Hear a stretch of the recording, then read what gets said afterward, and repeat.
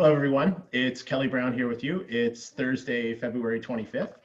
And today I'm speaking with a really special guest, Nick Hudson, who is the founder of Panda Data and Analytics, which stands for Pandemic Data and Analytics. And Nick is based in South Africa and brings an international perspective on the pandemic. And Nick, it's great to finally speak with you in person. Wonderful to speak to you too, Kelly. I've enjoyed your recent videos and your Twitter feed. Thanks very much.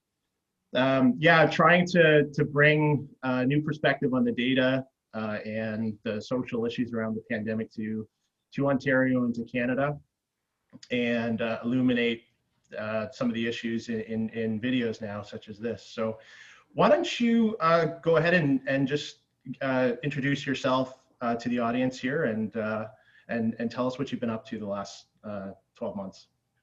Sure. Yeah, I'm the coordinator of Panda, which was established originally to address the question of why nobody in South Africa was taking a look at the harms from lockdown when we were making the decision to enter into a lockdown. At that stage, we thought it was a little bit of a strange thing to do in a developing country, because when you put the brakes on the economy and shut down the so-called non-essential businesses and so on, there's no social welfare safety net. There are no furlough payments. Then, people get plunged by the million into poverty in pretty short order. And at the time, as we were looking at the emergent data from the Northern Hemisphere and the Diamond Princess cruise ship in particular, the conclusion that we were drawing was that the pandemic was being significantly overblown, and that nations were rushing headlong into lockdown without performing a due cost-benefit analysis. And there were some very silly stories being told. Stories like, that you shouldn't take notice of the economy because it's wrong to trade off lives for money. And the reason that story is silly is quite easy to see, because the economy mediates life, and people eat because of the economy. People have shelter and schooling and security because of the economy. So we try to insert into the narrative the idea that lockdown was really a lives versus lives story. And we produced a paper called Quantifying the Years of Life Lost to Lockdown, and sent this to our government and to every agency who would receive it. Got quite a bit of media attention. And Panda, having started off as a very informal organization, began to grow. And the original membership of myself, an actuary, a doctor, a lawyer, an economist, the ranks swelled to include many other doctors and medical specialists, epidemiologists, immunologists, you name it. We've now got an organization that's quite substantial and that covers many bases in the science. And so we took the decision to internationalize Panda. We established a scientific advisory board and invited prominent scientists who have taken a lockdown skeptical position to join that, and they did. So the three signatories of the Great Barrington Declaration, which proposes focused protection as a better route to address this pandemic, that would be Gupta, Kulldorff, and Bhattacharya, are members. The Nobel laureate Mike Levitt, whom I'm missing here, Michael Eden from the UK, Ellen Townsend, who's a professor of psychology from the UK, Sucharit Bhakti, very famous and acclaimed infectious diseases specialist and epidemiologist from the University of Mainz in Germany, and Scott Atlas from the US, Dr. Scott Jensen from the US, and more recently, Professor Paul Peterson from Harvard and Stanford. So it's now almost getting so heavy and long, prestigious names that it's impossible to fit into an interview without embarrassing myself. And then the organization itself now houses some 125 active members, hardworking members, who include any number of scientists who themselves are leaders in their fields, geneticists and virologists, epidemiologists. So it's a really, the spirit of the organization is it encourages a multidisciplinary approach to the problem solving. And our tagline is open science, which is something that has been sorely lacking in this epidemic. I People have agree with taken you, and I a very think that's authoritarian approach. and that's been one of the great things. Seems like you've acted as a magnet lately to attract all this talent, and you've picked up some momentum. And I think exactly what you just said, multidisciplinary, is one of the great things about your organization from my point of view, because we have had such a myopic focus on really one discipline.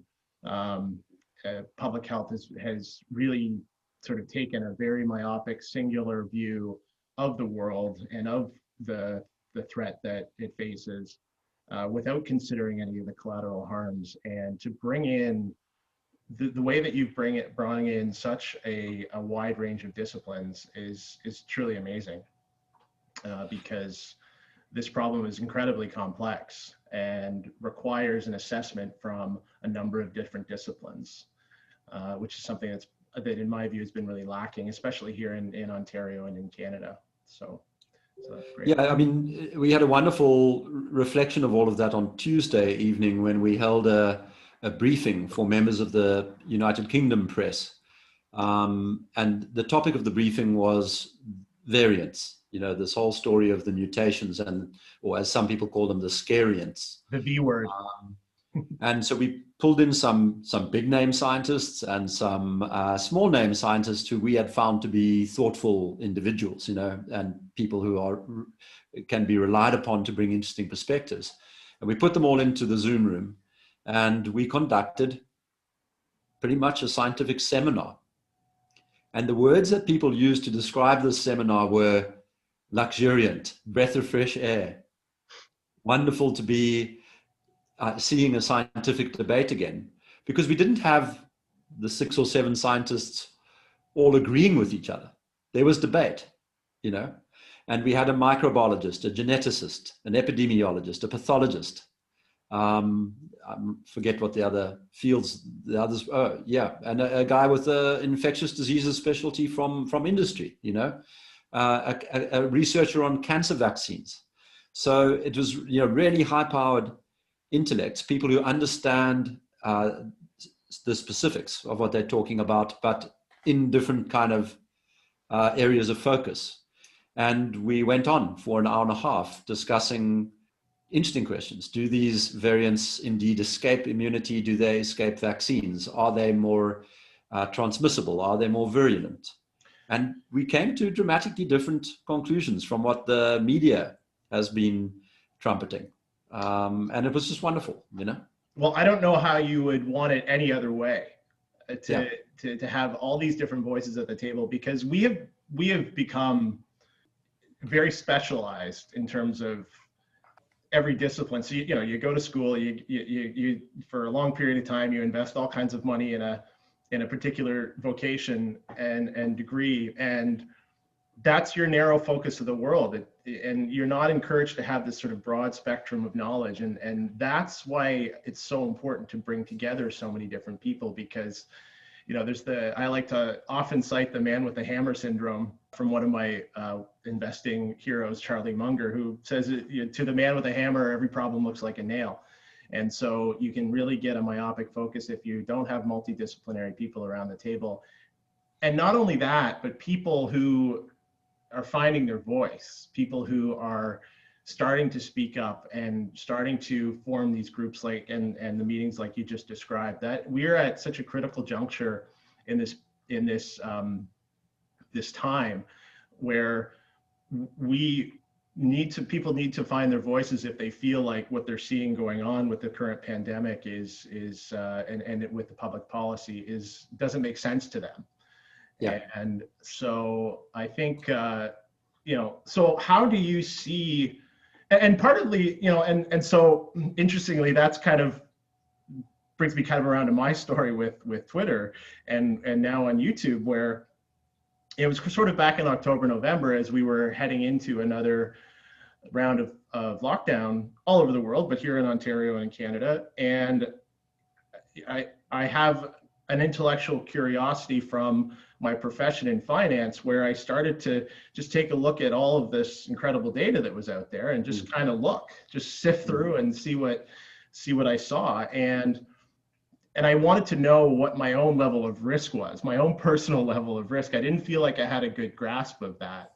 Yes. and also the risk of my family, my mother and father, and know how scared I had to be walking down the street. So I kind of crunched all the data and came to these realizations that people my age are really not at risk, at an extremely low risk of a bad outcome, and same thing with my parents' ages. And so that was a huge discovery for me. It was a bit of a eureka moment. And then and along with all the other things that I started finding, and so I just started voicing things on Twitter and sharing my insights from my skill set, and it really snowballed from there. And I think that now, with some of the things that I'm doing with YouTube, there's so much nuance to the data and the issues that are out there, that it's too hard to put in a thread that maybe people aren't going to read, or just a couple of tweets. It's really hard to convey it. So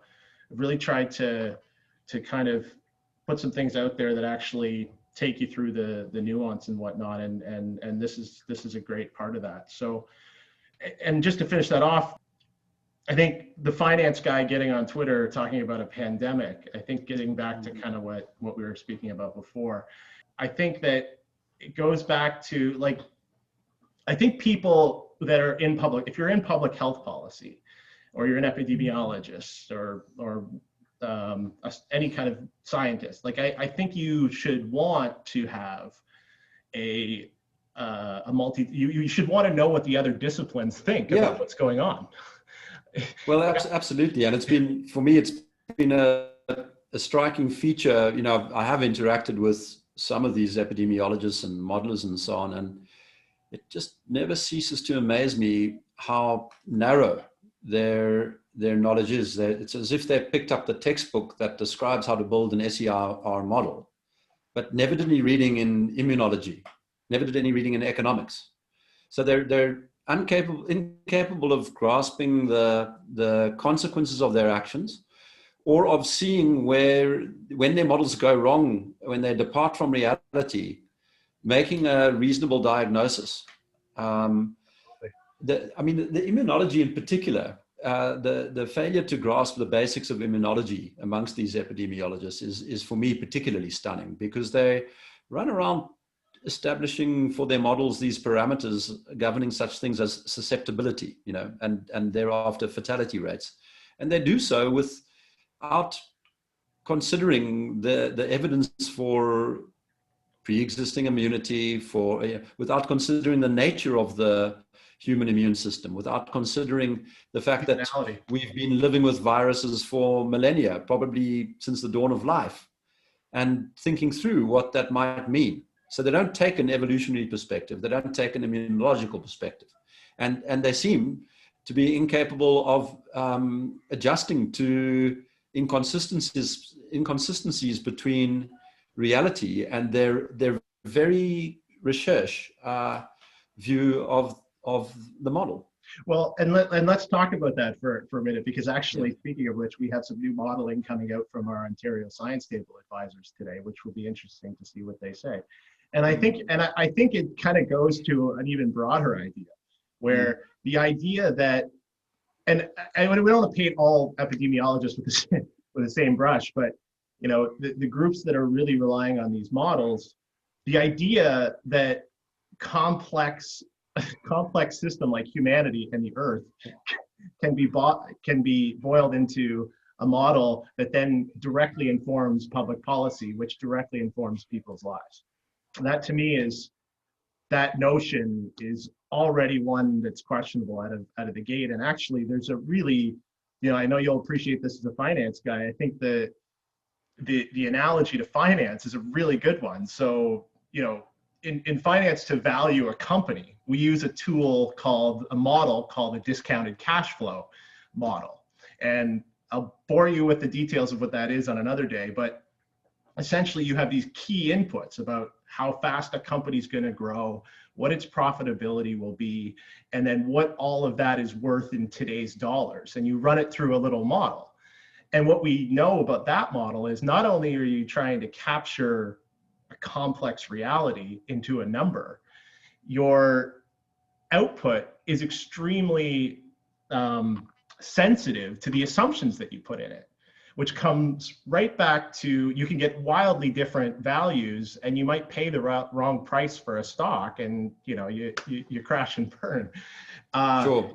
And I think, and to bring it back to the SEIR model, I mean, the key inputs of susceptibility and heterogeneity and all of those things, they're just not there. Yeah, I think there's a lesson in all of that. I mean, it is interesting what you say about finance. I mean, I myself have my profession is private equity. Now I've got an actuarial qualification, but I've never worked a day in my life as an actuary. But I have worked in very quantitative fields before I went into private equity. And the main takeaway I had after whatever it was, 15 years of being chained to the desk in the halls of Wall Street, was that models are very dangerous, and you need to constantly step back from them.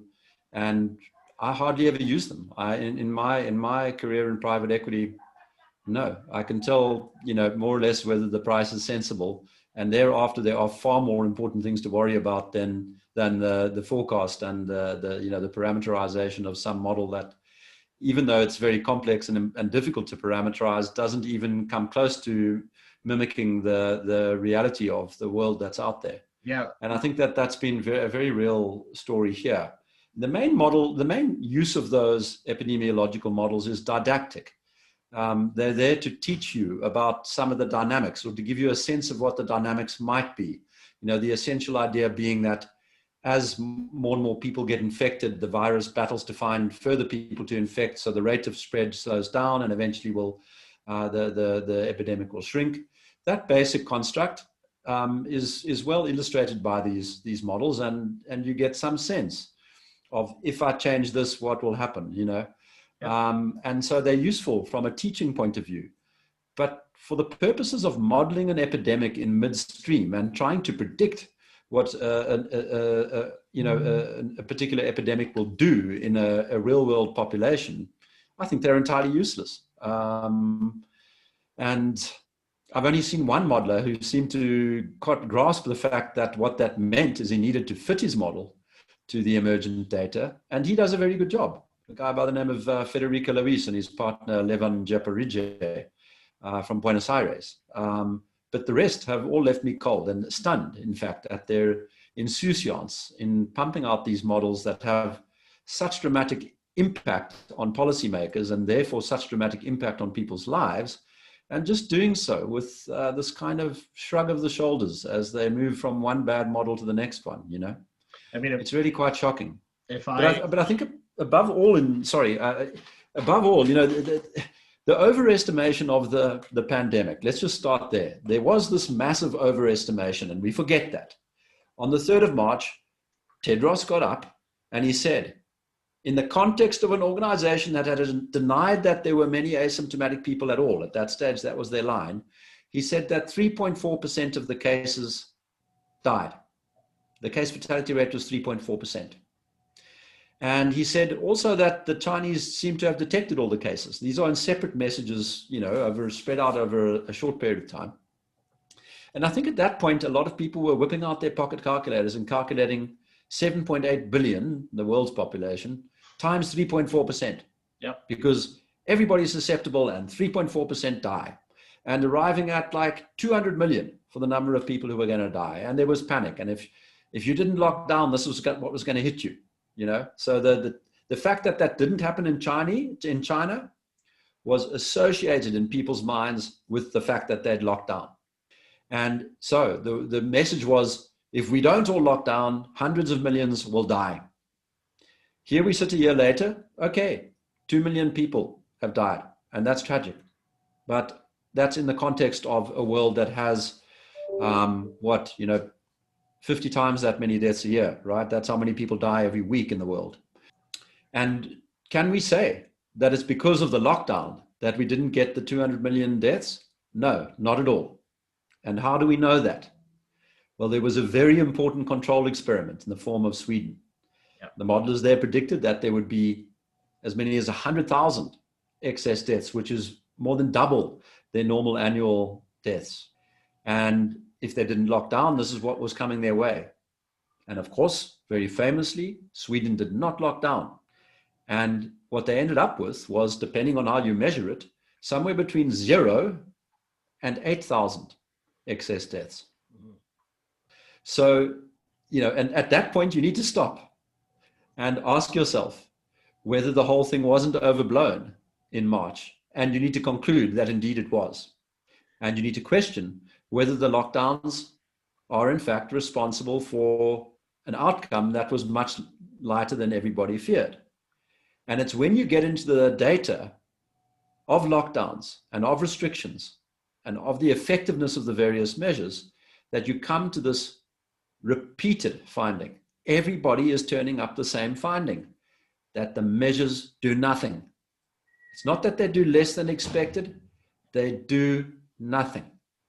Well, and at the very least, to prove that they did something, I just don't know how you would prove that. So, it's interesting because you can't prove a counterfactual, right. And that's what the guys who are claiming success of lockdowns repeatedly do. It's a very basic philosophical blunder, a basic blunder in the theory of knowledge, in the philosophy of science. They have in their head an idea of what would have happened, and they compare what did happen to that idea in their head. But the problem is that idea in their head is a figment of their imagination. There are loads of countries that didn't lock down as a matter of choice and that couldn't lock down as a matter of practicality. And nothing like their head model has emerged anywhere. Well, so what you have to do to look at the effectiveness of lockdown is you need to look at it statistically. You need to look for regime change. So can we see an impact on the epidemic curve on the inception of lockdown and on the release of lockdown? And the answer to that is no, nowhere. Then you have to look at inter-country studies. If we put all of the countries of the world into one bag and rank them by their lockdown stringency, do we see any impact on their ultimate death rates? And the answer is no. Well, we had in Canada here, and I want to talk quite a bit about Canada. We had through the December, January peak and then subsequent decline across our provinces, we had varying levels of overall positivity at the peaks. I don't know what those variations were, but overall variation at the peaks. And then we had different mobility statistics, and they all seemed to peak and come down at the same time.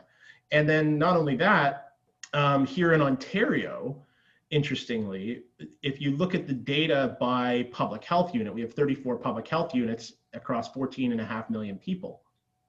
And if you stratify them into sort of the government's zones where they define the levels of positivity and case incidence to determine what color zone you're in, no matter what color zone you're in, you still had this sort of same, rise and decline at the same time. So that tells me that the absolute starting point and the absolute levels of mobility just don't seem to have much of an effect on the pattern. So it's very interesting. I'd love to dig into that analysis with you. But that we have the same in South Africa. We had a slightly opposite effect where the lockdown measures applied nationally, but the provincial curves were all different. So you had one rising and one falling. And the lockdown intersecting the rising curve and intersecting the falling curve, sort of thing. That or the release of the lockdown. So. Well, I should be clear. There is some individual variance, right? When you really sort of break it apart, but overall, it holds true. Yeah. Now, I wonder if getting back to what you're talking about earlier about the original threat, what we all thought it was, and it seems to me like we are a victim of some real insidious human biases that we all have that are just intrinsic to us, and one of those is commitment and consistency bias, which is you've got an original conclusion, you act on that, in this case being the original lockdowns and this sort of inevitable second wave that we're going to have, and you dig your heels in, and if you're presented with any new data which seems to contradict your original conclusions.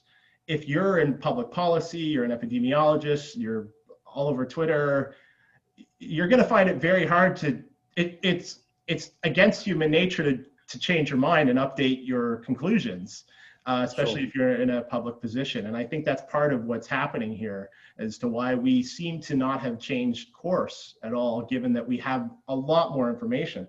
And you know, this obviously, the public psyche has something to do with this too, because the public is extremely scared. And so that's a ship that's going to take a little while to turn as well. So That's a very good point. so where do you think, so I want to talk about where we're at in Canada and in Ontario. And just before I do that, you know, what's your lay of the land at the moment, so to speak? Where are we internationally in this issue? Well, the most remarkable feature of the international landscape at the moment is not so much about the policy response as it is about the virus, funny enough. Talk about a change, because for the rest of the time, it's been all about the policies. And the reason I say that is on the 11th of January this year, the whole world went into a pretty precipitous decline in cases. And you see this in the Americas, you see it in Europe, you see it in Africa, and you see it in Asia. Pretty much to the day, everything began declining. And what that tells you at the moment you see that, and this you do not have to be an epidemiologist or any particular specialty to see this. If you have a decline like that, that's so uniform and so synchronous, you know straight away that it's artifactual. That's a man-made story. So what can it be? Was there a shift in the zeitgeist that caused everybody to change something, the way they behaved or the way they panicked or something like that? I find that a bit unlikely. Was there a shift in the way in which PCR tests were being used? Well, that's a more interesting theory, because twice in the months leading up to that date, the World Health Organization had slapped everybody across the wrists and said, stop using high cycle threshold PCR tests to be the exclusive adjudicator of whether you have a case in front of you. You need to be aware of the phenomenon of clinical false positives, and you need to take into account clinical signs and symptoms when making the diagnosis of a case. Now, I'm paraphrasing a lot, because you have to read between the lines to see that that's what they're saying. It was a very mercurial wording in their advisory notices, the two notices. But that is the substance of it.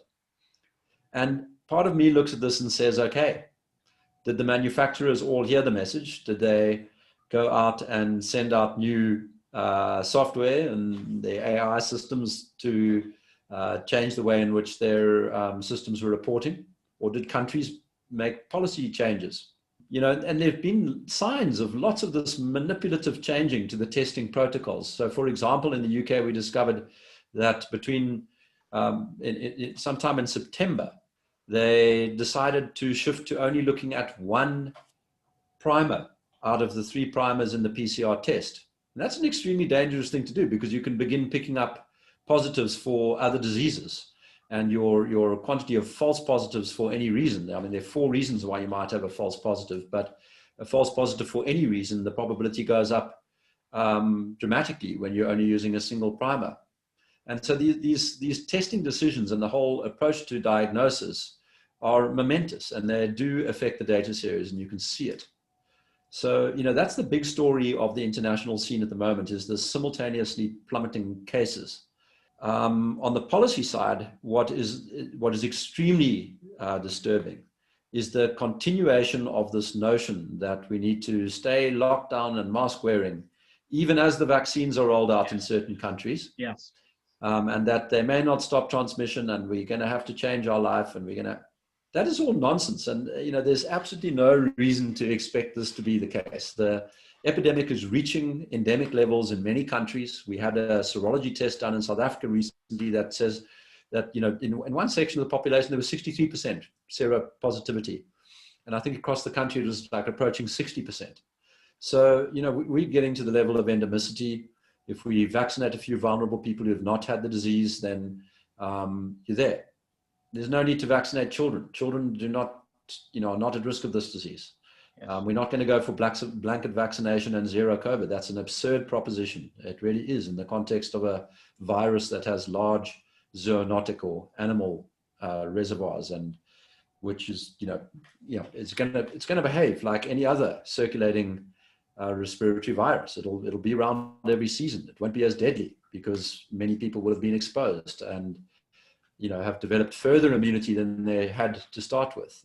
Every year, as always happens, there will be a certain number of immune deficient or immunocompromised people, immunosenescent people who are sadly taken out by the disease. But that's life. Yeah. And we have to learn how to live with this virus. We can't continue putting this single cause of death under a microscope to the exclusion of all others, because that's in itself is a destructive and deadly antic. Well, and to me, there's some urgency to all of this. So, and what I mean by that is we need to realize these things. If these are the conclusions that we're coming to, we need to open now. We need to get these systems of the world functioning again now. We're wasting time. And in Canada here, we've got, this similar thing is happening. And I've kind of noticed this, that in multiple jurisdictions, the public policy, the debate, the issues that countries are grappling with, there's a lot of commonalities. They're almost and the issues of schools, like we're all having this same debate, and it's really interesting to watch. So to me, here in Canada, we're hearing the same issues of, even though we're doing a slow reopening here in Ontario, and it is a slow one, and they're not even wanting to call it a reopening. It's the same issue of we cannot really resume normal life until there's a vaccine, until everyone is vaccinated. And then even when we do that, there may still be mask wearing and distancing, and there's just really no sort of endpoint that anyone's been given. And so that messaging continues to be, it's just troubling. Like let's unpack that. Let's just unpack that sentence you just said. Okay.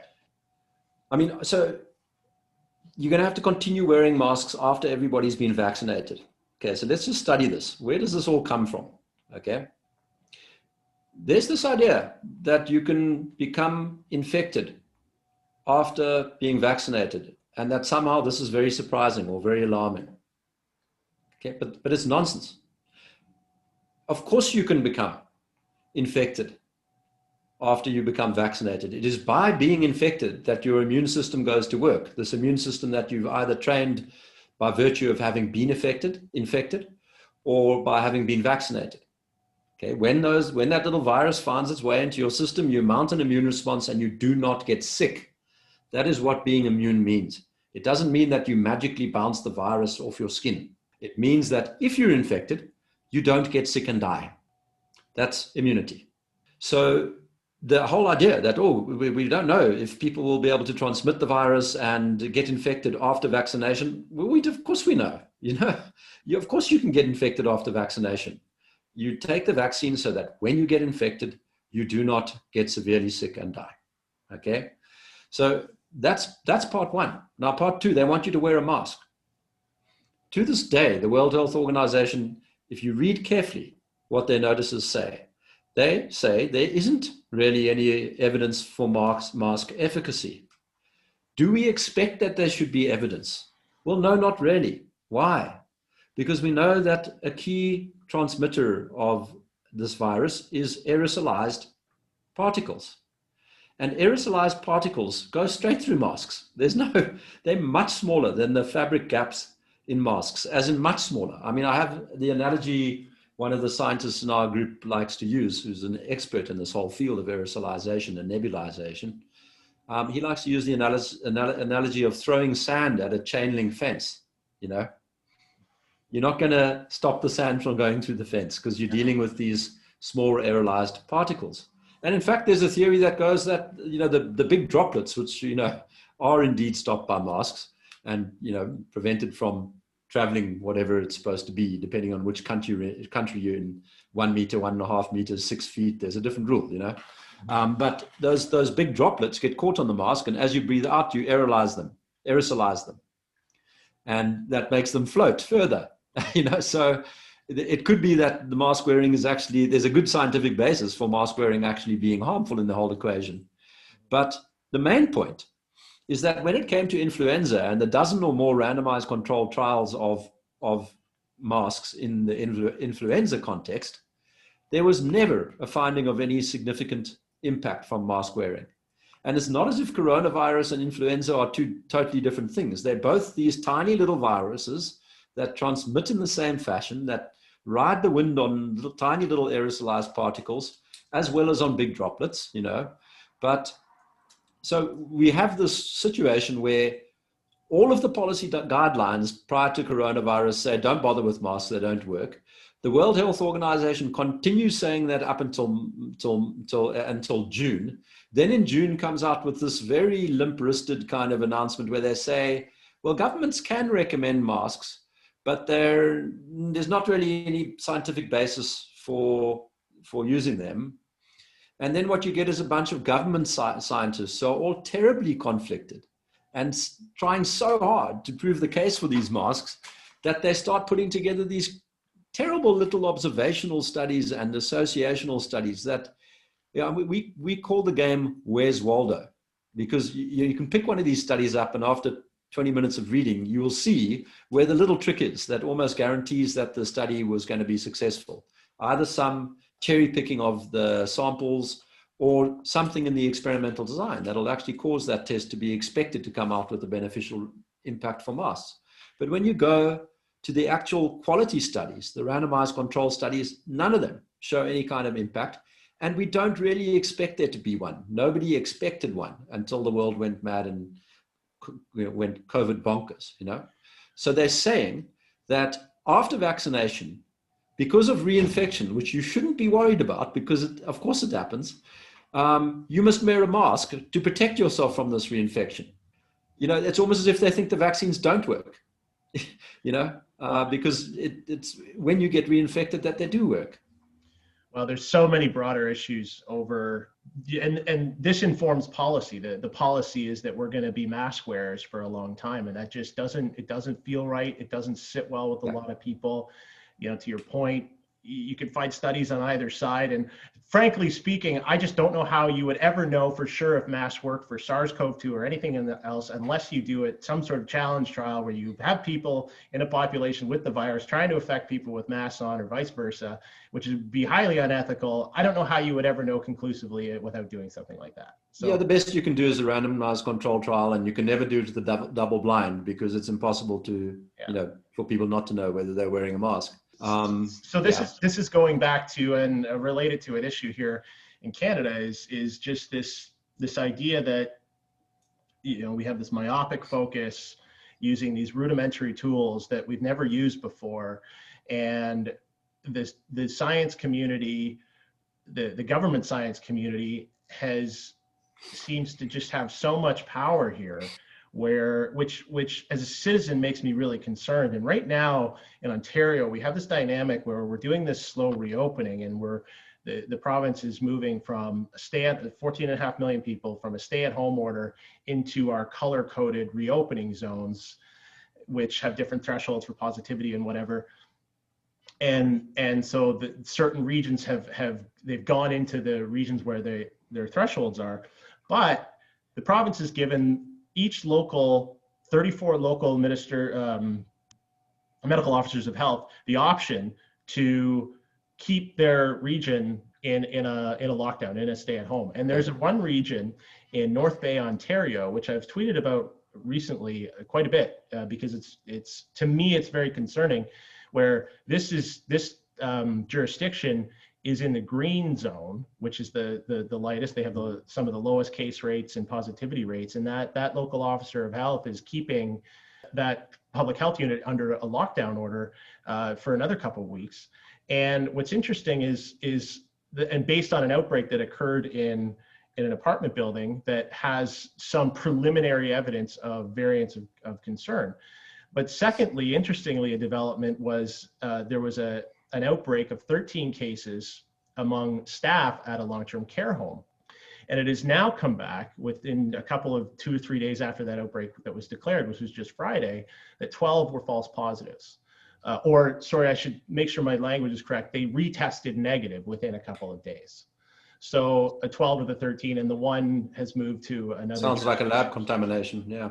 Well, whatever it is, I mean, this is kind of, I mean, so you're sort of, I'm trying to draw the picture that we've got extraordinary power in local, like medical officers of health, and it doesn't stand to reason, and it just sort of points to the confusion that's going on. I mean, I'm thinking of the residents of North Bay. Like, it's a complete disgrace. You know, where's his cost benefit analysis? What computation is he doing that says it's right to do this to people in the context of this setting? Yeah. Where, you know, what effectiveness is he assuming for lockdown? And remember that when we started with this project of lockdown, the rationale was that it was done to flatten the curve. You would not change the number of deaths, the area under the curve. That would remain the same, or in fact, if you're an honest modeler, it will actually get bigger. Yes. You flatten the curve at the cost of more long-term deaths, okay? So that's why we're doing this, is to just take the top off the peak.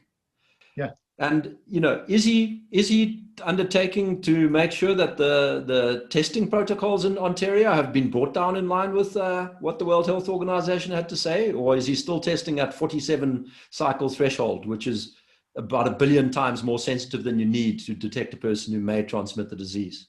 Yeah. You know, thereby ensuring that a large number of tests will be false positives, leading to scares like this. You know, where's the responsibility? Where's the accountability? These people have run amok, and they need to be reined in. And citizens need to wake up to this nonsense and respond with appropriate anger. They need to overcome their fear. This is not the killer disease that everybody originally thought it was going to be. Young people are at negligible risk. This is very much a disease of the old and the infirm. And if you are worried because of that scare story of, yes, but the children can infect granny, think about this. I'll give you 2 things. The first one to think about is that when you generally suppress when you generally suppress mobility, think about your starting point. You've got old, vulnerable people. Now, how mobile are they? How many raves and discos and nightclubs do they go to in general? You've got mobile young people, not very mobile, vulnerable people. And now what you do is you suppress everybody's mobility to as low as possible. What that does is the relative mobility of the vulnerable people goes up. And what that does is it shifts the disease burden onto them. It's the exact opposite of what you want to do. You actually want the exposure to take place in the young and the non-vulnerable, so that as few of the vulnerable are in the exposed group. And that is actually not very advanced epidemiology. Well, the fact that an actuary I don't think I don't think it's epidemiology at all. It's common sense. Right. It's common sense. It's this is the multidisciplinary. Yeah. Like the world is complex. Like yes. An honest public health officer would say, I am locking down at the cost of greater long-term deaths, at the cost of shifting the disease burden onto the vulnerable, at the cost of all the collateral damage from lockdown, because I'm trying to save the hospitals from being overburdened for a 1 or 2 week period. That's kind of what happens. One week to 10 days in situations where you have a shortage of hospital capacity, you know, and then spell through the maths of why he thinks that's going to happen, what his assumptions are, and for how long, and what the consequences of that will be. Yeah. But you never get such an honest read. They do not acknowledge the costs of what they're doing, and they do not actually paint the benefits. Yeah. They just scare everybody. I should be clear. I'm not sure what the circumstances are, whether it was a rapid test or a PCR test and all of those things. People can go and Google it and find out for themselves. But those 12 people did retest negative. And I think it kind of goes back to, you know, when I look at some of the local officers, they've dug in their heels. They've just sort of they've committed to this idea of disease eradication. And when it's like when you hear them speak, it's like there was in this particular jurisdiction, there's been 3 deaths in a population of 130,000 roughly, and it's just when they talk about it, it's just like that myopic focus that these are the only deaths and the only things that matter. And in the background, of course, with and 100,000. that's just and you always hear a bit of a drumbeat of we're balancing the economy and mental health and all the effects with the threat of the virus. And it's like, there is no balance there, actually. Like they've weighed them and decided that one is far more important than the other. And as you said right off the top, the economy and people's health are not mutually exclusive. Like they go hand in hand. Of course. And I think that's, I don't know how you could possibly disagree with that. So, no, I mean, also the toll that this fear-mongering takes on people. Absolutely. Because out there are people who genuinely fear that they are at risk if they set foot outside their house. And they have felt that for a year. What does that do to people? You know, Ellen Townsend, who's a member of our advisory board, says that, you know, they know that loneliness is deadlier than smoking and obesity. It's a shocking concept. I think people spend some time with her understanding that. But I think we're all human, and I think so many people feel that. I think so many people intuitively know this. We're smart, and people are really struggling to find their voice in all of this, but it's starting. And I think that's encouraging. And it's starting from both sides of the aisle, actually, and it's starting at all levels. But that is the current issue. I think you know, there has to be this moment where people, and unfortunately, I think it happens on an individual level to begin with, that people have to sort of walk through that door, right? Yeah. The other side where they're gonna try to not be scared. And you know, there's this tidal wave of government scientists hitting us over the head every day with the new cases and the press conferences and the restrictions in schools, and how in Ontario here, we have something called asymptomatic testing blitzes. Like they go into schools and they just line the kids up and try to find the asymptomatic infections. And like, I really, that, when I hear that, I mean, I almost shed a tear. Like I can't. That's child abuse. There's no question that that's child abuse, and it's also. I don't know what else you would call it. And profoundly stupid. Yeah. So I mean, you're testing a population of asymptomatics. That should never be done. Okay, not with PCR tests up to 47, and you know. So yeah, by all means, you know, not by all means. If you're going to do it, use something that's not ridiculously sensitive and that's not going to pick up viral debris from past infections or a lab contamination with an astonishing, you know, amplification. You know, just think about what you're doing. Yeah. And also think about the actual evidence of this on this asymptomatic transmission, because that's the elephant in the room. You know, where did this come from? The original thesis came from some very ropey papers in China, one of which was actually completely falsified. There was a single woman who was 16 of her contacts and their contacts ended up getting infected. And the presumption was that she was asymptomatic. But on further investigation, after the paper had been published, it turned out that she was not asymptomatic. So the whole paper's rationale disappears. And that was one of the seminal works which led everybody into this asymptomatic transmission story. But as Anthony Fauci said, you know, way back in March, asymptomatic transmission has never been the driver of a respiratory virus epidemic.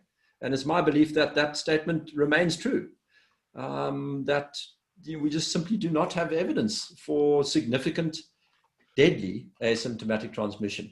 There is some asymptomatic transmission, but I would go as far as saying this. It's possible that asymptomatic transmission happens at such low inoculum, such low dosage, that its main role is to immunize the rest of the population. give them a very light dose of this virus, something that their immune system deals with easily, gets trained by it, they develop their T cell responses, their B cell responses, and so that it could be that asymptomatic transmission is actually protective. That's how little we know about this. I'm not saying that is the case, but it could be the case. Well, the one It's as likely in my mind as the idea that asymptomatic people cause transmission that is deadly for somebody else. Probably more likely, in fact. and that is really the a large source of the fear here. When you're walking down the street, you just don't want to infect someone else because you might be carrying it and you don't know it, and then you don't want to be shamed for potentially doing so. So it's in fact, let's just be clear about what that is. All right. There are two phases when you're asymptomatic and that we might have to worry about. The one is your pre-symptomatic phase, which is a very short window before you become sick. Okay.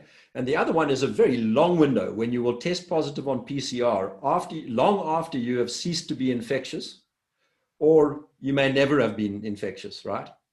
So for up to 3 months after ceasing to be infectious, you can continue testing PCR positive, but you're not capable of infecting anybody. Okay. So that's the lion's share of the so-called asymptomatics. We know that those people do not have viral shedding sufficient to cause transmission. Yeah. Pre-symptomatic window, yes, there's a little short period, but that's not the bulk of the story. And that's why, it's likely that there's a very low total contribution by asymptomatic transmission to the bigger picture. These diseases are mainly transmitted in hospitals and in nursing homes when very sick people in the early acute stages of their infections shed loads of virus into the atmosphere. There's poor ventilation, and that causes viral load, which infects other people who go on to get sick. That's a lot of the story. Yeah. Outdoors, nothing or very little, only in exceptional circumstances.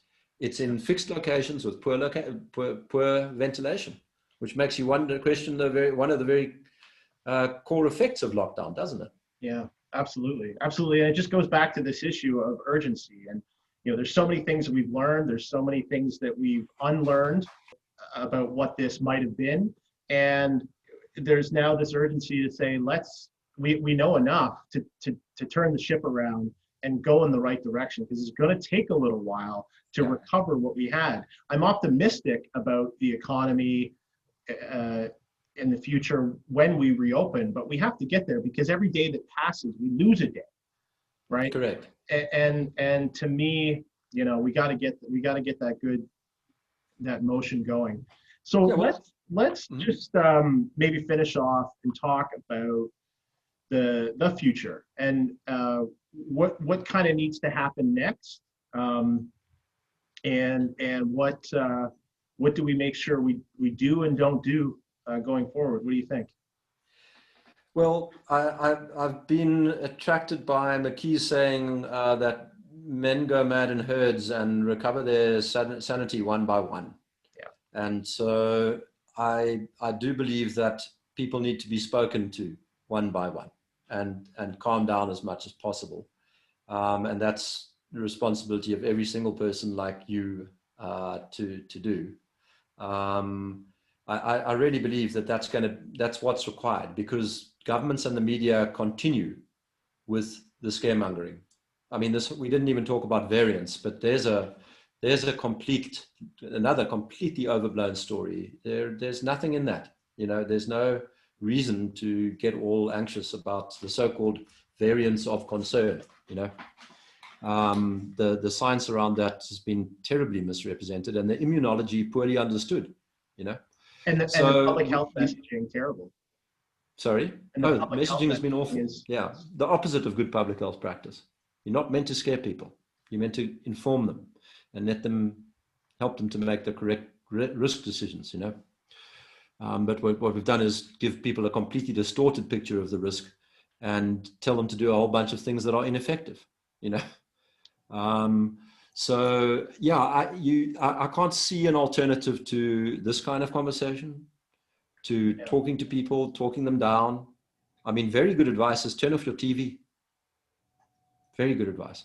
Yeah. Just stop, because because these journalists are now dishonest. They're too, I think they always were, but they're too heavily vested in their narrative. They don't know how to turn it off. Well, that's one interesting thing that we didn't talk about, and we should, and that is incentives. And incentives really are, it seems to me, guiding so much of the momentum. And if you talk, I mean, one of the things that's really been troubling to me, one of the most, I would say, is the behavior of the media. And I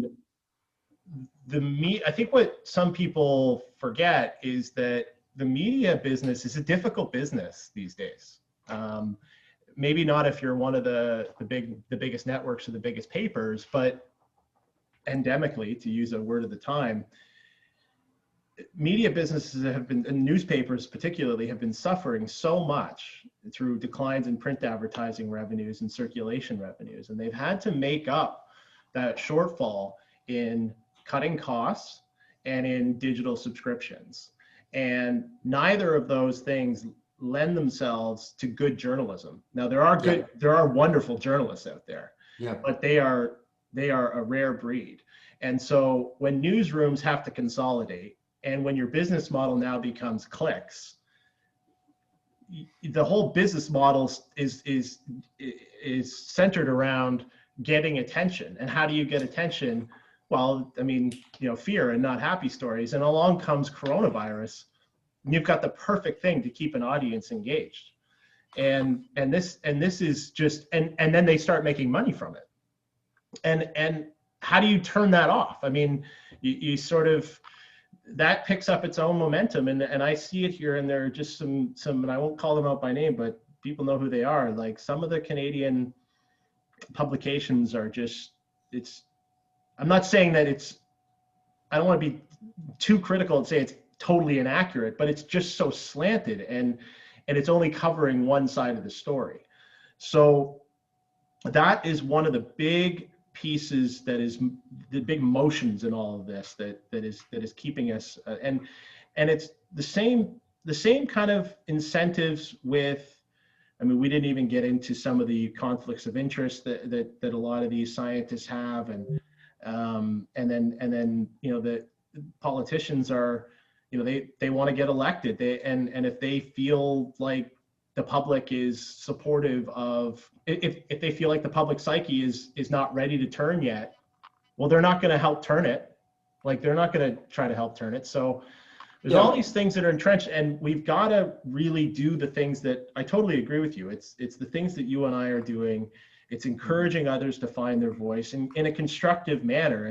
And actually, that's one of the things that's been on my mind here lately, is that, we can't, I don't think that we need to be thinking about, on the other side of this, once we know more, I don't think we need to be thinking about any kind of, we need to hold people to account, but we also need to not, make lists of people who did us wrong and go after people. Like, I don't think we need to go there. I think we need to try to come together and have a conversation about what happened, to make sure it never happened. We have to make sure it never happens again, but we can't also, we can't also be putting people on lists for. No, I think for the most part, what you need is a Truth and Reconciliation Commission, not a Nuremberg trial.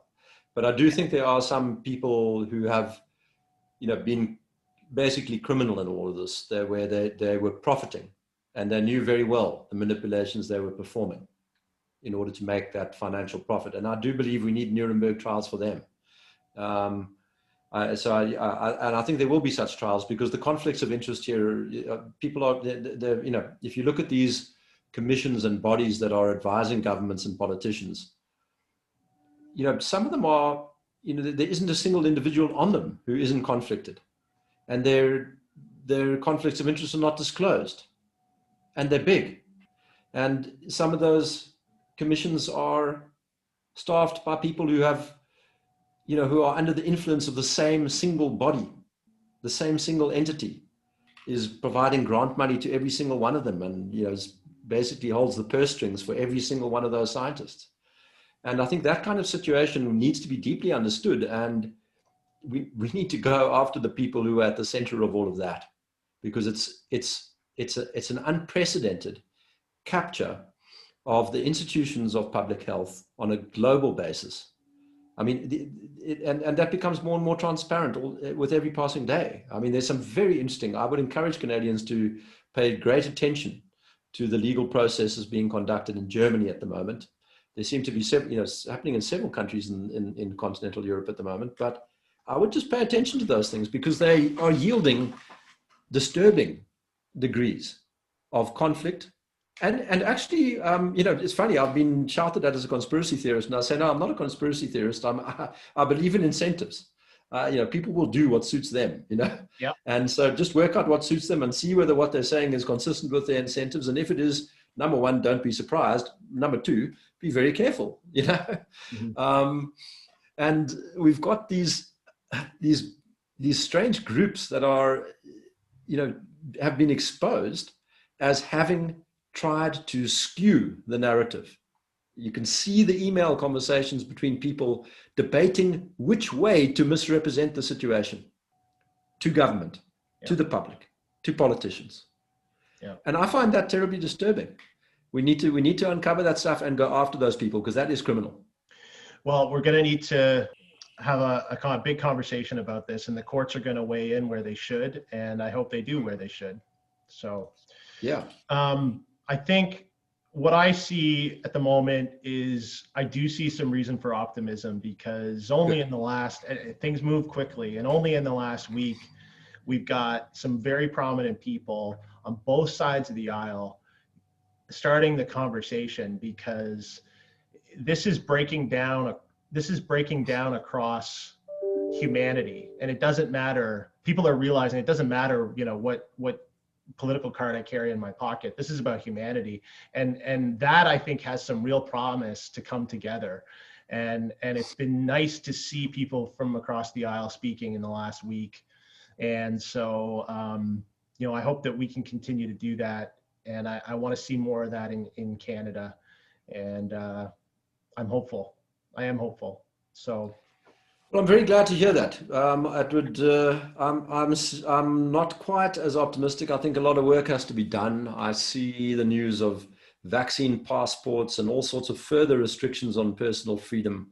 I can see a world where travel doesn't get going again, and all the industries that are supported by travel, basically are destroyed. I can see further madness in the form of the continuing restrictions and mask wearing even after the vaccines come. And I think the only solution is to get the citizens on the move, because I really don't think the solutions to this are going to come from the politicians who implemented these measures, or from the scientists who recommended them, or from the media who shouted them on. We're going to need to go pretty low level here and pretty much into citizen, communication and citizen action. Yeah. Otherwise, this is not going to stop. Yeah, I think that's right. I mean, I oscillate all the time between, you can be optimistic in one sense, and then you see something else that just makes you think, oh, we're never getting out of this. So, right. So yeah. But great talking to you, and thanks very much for having me on your new show. Well, thank you, Nick. And the passion that it really comes through. And the other thing that comes through is the multidisciplinary team that you put together. You've gone through all the studies. You've got a great handle on what's going on, and that really came through today, I think. Well, if you want to end on a positive note, I'll tell you. I mean, I have found this whole year overall to be pretty ghastly, because it was like, we saw what was coming. We were tearing our hair out at the prospect of all of this stuff that emerged. It went on for much longer than we'd originally thought, with much more dire consequences. But in the process of assembling this team, it's been an absolute joy. It is science as it's meant to be practiced. It is knowledge creation as it's meant to be. It is people who are motivated. They're all volunteers. They all are motivated by one thing, which is to put an end to these harmful restrictions and public health policies that were never part of our guidelines. They are worried about the extent to which inequality is being exacerbated by these actions, with a handful of rich people making bundles of money out of vaccines and out of online this and that. And the majority of your working class and entrepreneurial classes getting it handed to them. So it's been wonderful to find a group of people assembling, all driven by those same concerns and anxieties and the desire to see those wrong and evil things ended, and doing so in an environment of open science. It's been one of the rare privileges of my life, and it's just been a great thing to see such a community of people come together. I'm very proud of all of them, and I feel very privileged and very happy to be this talking head who gets to sit down and talk with these amazing scientists, convert it into layman's terms as best as I can, and then sit down and have conversations with people like you. It's been an extraordinary journey, and I can see it continuing. Well, you found your voice for sure, and I echo that. I've met so many new friends through finding that voice, and you know, and I'm in that camp of, you know, I'm a work from homer. You know, I look at the stock market. I've done fine, but there's so many out there that are not doing well, and you know, I wanted to use the time that I had, time and energy, to just kind of help. I have nothing to gain from this other than getting our lives back. So good for you. Yeah. Well done. Okay. Well, it's a pleasure to speak with you, Nick. Yeah, thanks very much, Kelly, and all the best there in Ontario. It's a place that's close to my heart, actually. I've spent quite a bit of time there, and I've always enjoyed myself very much. So I do hope that you guys get yourselves out of that mess, and all strength to you in your efforts to be part of it. Likewise, Nick. Thanks very much. Bye-bye. Bye-bye.